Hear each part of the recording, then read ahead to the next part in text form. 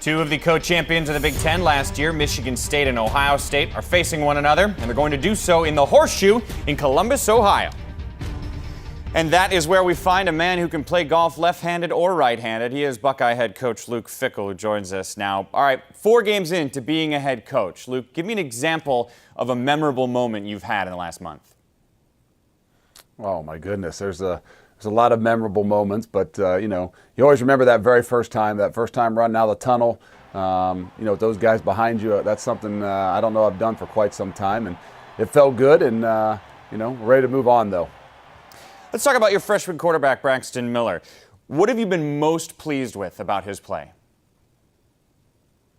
Well, I think the way he's handled this whole process, the first couple games not getting a whole lot of reps, maybe not the situation he was hoping for, but he handled it well. I don't know what people outside think about it, but he's done a very good job in here, continued to battle, continued to work at what he needs to work on, having the right attitude in the locker room, being very appreciative and humble for everything that's happened to him so far.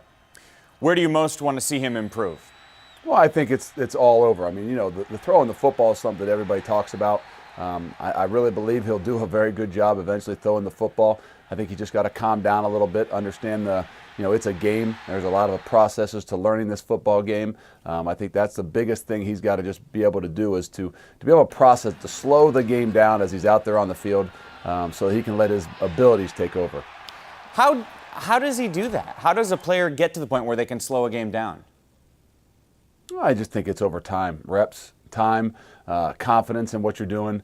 Just like going into a test. When you know you're ready for it, you've done everything you can do, studying or preparing for one, you go in with a lot more confidence than when you go in kind of winging it or something, or, well, maybe I should have done this, or this. So I think that's all comes with preparation. That all comes with a little bit of learning what he can do. But again, it goes a lot down to that confidence factor. From individual to a team now, tell me what's the most important thing for the entire Ohio State team to improve upon? Well, it starts with staying together. We understand that we've got some, we've got a group of seniors that have done a great job and been here and been through a lot of things, but we've probably got 12, 13, 14 redshirt freshmen or true freshmen that are playing a lot of football for us. So we just need to make sure we stay together. Those guys continue to lead that are older, and these guys that are younger continue to follow and learn how this process goes all about. You once told me the coach you were probably closest to amongst the Big Ten coaches would be Mark Dantonio. How so? Obviously I worked for him for a few years here at Ohio State, and just probably got that connection.